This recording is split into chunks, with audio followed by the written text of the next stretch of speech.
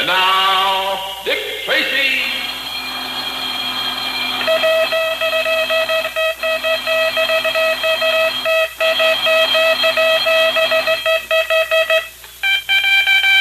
This is Dick Tracy. On the case of the empty safe, stand by for action. Let's go, men.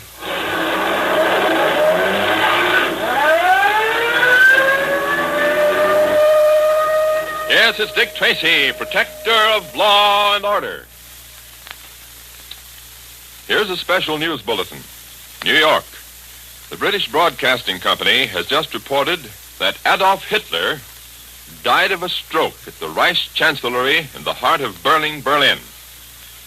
The German radio at Hamburg, a few minutes earlier, simply stated that he had died at his command post, quote, fighting up to his last breath against Bolshevism. The German radio then added that Admiral Karl Dönitz, the former commander of the Nazi Navy, had been appointed as Hitler's successor and had pledged himself to carry on the fight against the British, Americans, and Russians. Hamburg said significantly that Hitler had appointed Dönitz as his successor yesterday, Monday. Blue Network monitors have heard the BBC state in the past few minutes that Admiral Dönitz made the announcement personally over the Bremen radio in northern Germany, indicating that the fight would be directed from the north. Only last week, the most prominent Nazi military commentator surrendering to the American Ninth Army said Hitler's death would mean the end of German resistance. We emphasize, however, there has been no allied confirmation of the German story of Hitler's passing. This bulletin came from our New York newsroom. And now, Dick Tracy. In yesterday's story, you saw how the evidence began to pile up, making Tracy sure that Spike Connolly was responsible for the dynamiting of the empty safe.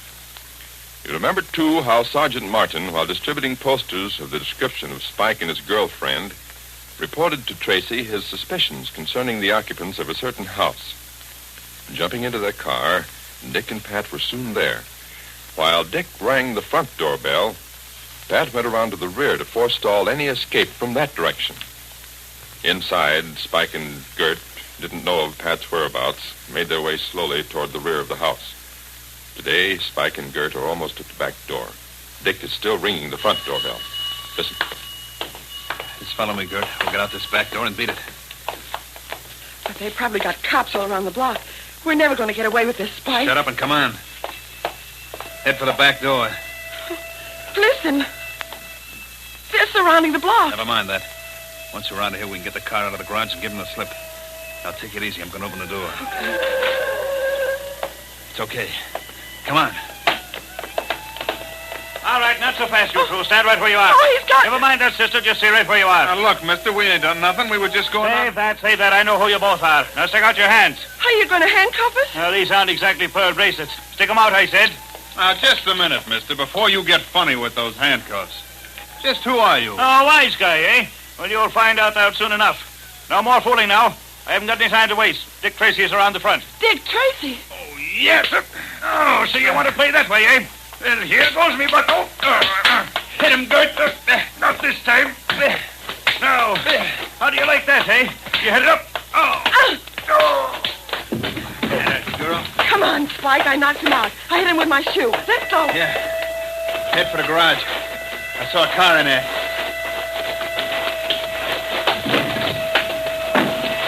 Oh, that's a break. The door wasn't locked. Quick, get in.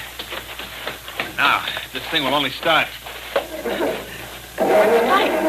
Spike, we can't go out the front way. The cops. Hang on.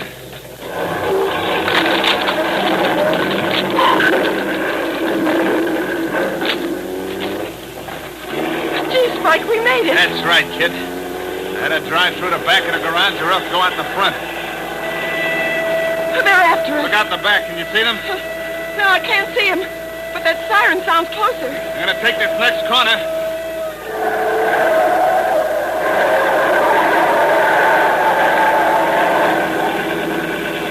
Now, take another look. We're okay. We're in the clear. I don't even hear the siren anymore. Did I tell you, kid, I said we'd make it, didn't I? It wouldn't have made it unless I hit that guy in the head with my shoe. Ah, you were great, baby. You knocked him cold. Yeah. Well, where are we going, Spike? Well, I ain't decided yet. Got to put a couple of miles between us and the cops. Too busy driving right now to think of anything else. What are you stopping for, Spike? I ain't stopping. Something's the matter with this car. What? We're out of gas. Shut up. Oh. That's what it is. This bus didn't have any gas in it. I'd better get out and take a look. Gas gauge seems to be busted. Hurry up, Spike. Give me time, will you?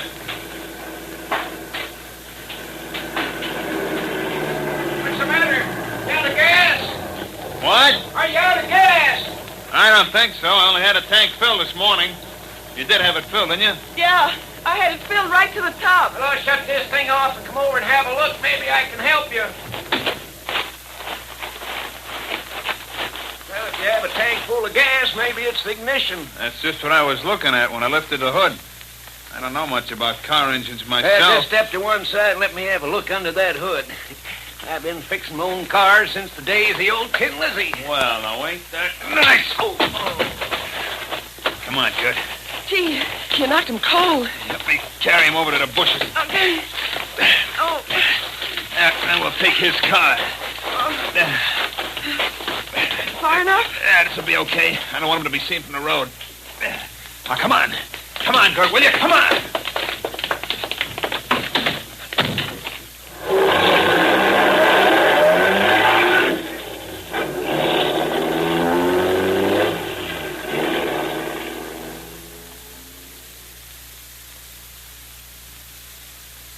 How are you feeling, Pat? Oh, boy, this head of mine feels as if it had stopped a Nazi shell. Wow. That dame certainly put everything she had behind that shoe. Look at the lump on the top of my head. Why, I can't even get my hat on, Dick. Oh, wait till I lay hands on that pair again. Oh, let's get back to the car. I want to contact headquarters. They certainly made a sucker out of me. What do you think of that dame getting into the scrap? That's what fooled me. Where are the rest of the boys, Dick? I sent them out on patrol. Driving through the back of the garage completely caught them flat with it. Oh, here's the car, Pat. Hey, Dick, isn't that our signal? That's us, all right. I'll turn up the amplifier. Inspector Tracy, go ahead. Sergeant Ross speaking, Inspector. Go ahead, Ross. Flash just came in from the highway patrol. I think it may have bearing on your case. Yes? Alan Preston of 575 South Street reports that he stopped to help two motorists that seemed to have mechanical trouble with their car. A man and a woman? That's right. The minute he got the chance, the man slugged Preston, dragged him into the bushes, and took his car. I've questioned Preston. The description of the man and woman tallies with your bulletin. Any more details? The license number of Preston's car was 4159-M, like in morning. It was a black sedan, four-door, 1938 model. Good work. Here's something else that may help, Inspector. Just as Preston was coming to, he saw the car turn around and start back in a northeasterly direction. The man was driving. The woman was sitting alongside of him in the front seat. Good. Either one of them armed? Apparently not. Thanks, Sergeant. Pat and I will take over. Keep all men on 24-hour duty. Have them stand by for instructions. And pass the word around to the rest of the cars. Have them converge toward Area B. That ought to take enough to cross their trail. Yeah, I'll get right to it, Inspector. Good luck. Now, let's go, Pat. You're well enough to drive? You know, it's just that my head throbs a little. It'll soon be all right. Do you want to go direct on this highway, or shall we take the back roads? Back roads, Pat. They won't stick to the highway. They'll know we'll have every man after them. Step on it. And get to the junction of this highway and number 6 as fast as you can.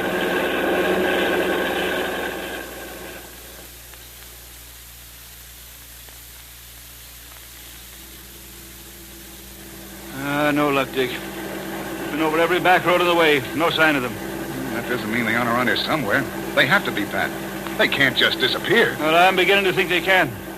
You've seen 6 of the other cars, and they all say the same thing. No sign of them or the car. You know, I'd hope they might have trouble with that one, too. Pull over, Pat. I want to check with the rest of the cars. Okay. Tracy, calling car 7. Come in, 7. Car 7, go ahead, Inspector. What's the report? Nothing to report, Inspector. We're at number 14. No traces as yet. Keep me advised. Yes, sir. Inspector Tracy, calling car 5. Come in, please. Car 5, Inspector. I heard you talking to 7. My report's the same. Okay, 5. We'll keep you posted. Proceeding according to plan. Inspector Tracy, calling car 6. Come in, please. O'Connor in car 6. Heard your questions. We haven't got much, Inspector, but here it is. We questioned a walking along the road. Said he thought he'd seen a car like the one we described with a man and woman in it, but couldn't be sure. What direction was it going in? Well, according to this man, it was proceeding in a northwesterly direction. And when last seen was about 4 miles from the intersection of Middlebush Road and the highway. Thanks, O'Connor. Pat and I will be right up there. The rest of you stand by. The rest of you stand by. That applies to all cars. That is all. Let's go, Pat.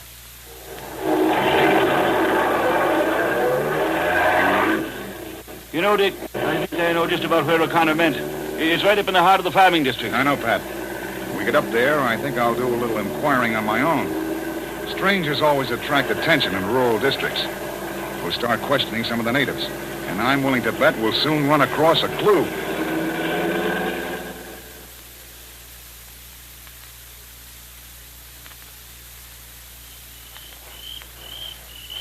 Say, Dick, why don't we go ask that guy standing in front of that farmhouse? That's just what I was going to do, Pat. Good afternoon, sir. Howdy. A nice day. Could stand a little rain. I thought you might be able to help us out. We're from headquarters. Figured you was, so your car drive up. We're trying to locate a man and a woman. I haven't seen them. How do you know you haven't? Because I know a man and woman when I see one. No, you misunderstand. This man and woman were in a car, a stolen car. We had information that they might have come this way. You see, these two are criminals. They're wanted by the law. You sure you haven't seen any strangers around here? Now, listen, we came No here... use, Pat. Come on. Yeah, but this guy, Come Dick... on, Pat. Okay. So we'll try the next place and get the same kind of an answer. Now, if it had been me, I would have... Behind these trees.